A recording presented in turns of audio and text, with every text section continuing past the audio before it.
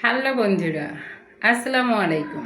ফুডিফাই tasty cooking এমে রান্না করে আপনাদেরকে জানাচ্ছি অনেক অনেক শুভেচ্ছা এবং শুভকামনা এবং রমাদানের স্বাগতম।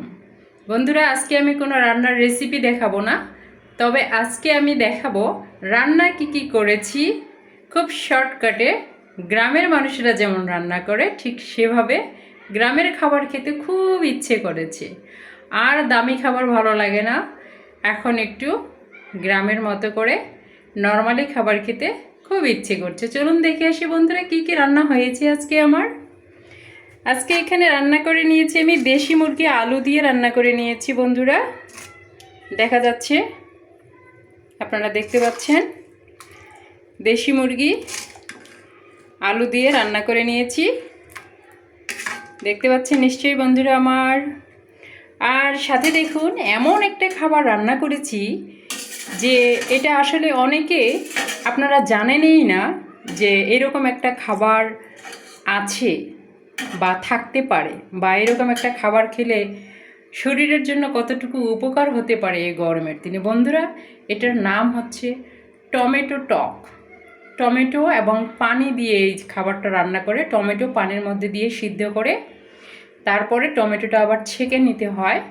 ছেঁকে নিয়ে আপনার ছাঁকনির সাহায্যে ছেঁকে নিয়ে যে রসটুকু শুধু বের হলো পানি এবং পানির মধ্যে যে টমেটোর টকটা বের হলো, সেটা রসুন বাটা এবং পেঁয়াজ, মরিচ, লবণ এগুলো দিয়ে ব্যাস রান্না করে নিতে হয়।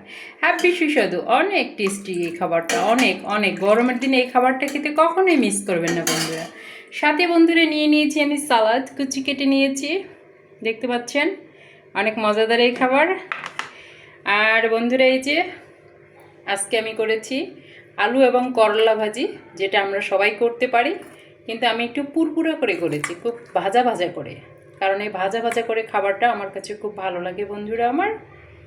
এবং সাথে নিয়ে নিয়েছি মজু, কিন্তু এটা মজু নয়, এটা হচ্ছে লেবুর শরবত। লেবু এবং ট্যাঙ্ক, চিনি এবং লবণ একসঙ্গে মিশ্রণ করে ঝাঁকি দিয়ে আমি এই মজুর বোতলে ঢুকিয়ে রেখেছি। এখন এটা ফ্রিজে রেখে দিব, ডিপ ফ্রিজে, জাস্ট 1 ঘন্টার জন্য। ঠিক 1 ঘন্টা পরে আবার ফিরে আসবো বন্ধুরা ইফতারের সময়, তবে আপনাদের সঙ্গে নয়, জাস্ট এই খাবারগুলোর সঙ্গে আমরা ফিরে আসবো। ততক্ষণে ভালো থাকবেন, সুস্থ থাকবেন। আল্লাহ হাফেজ, tata, bye bye, see you again ইনশাআল্লাহ। আসসালামু আলাইকুম রহমতুল্লাহি ওয়া বারাকাতুহু।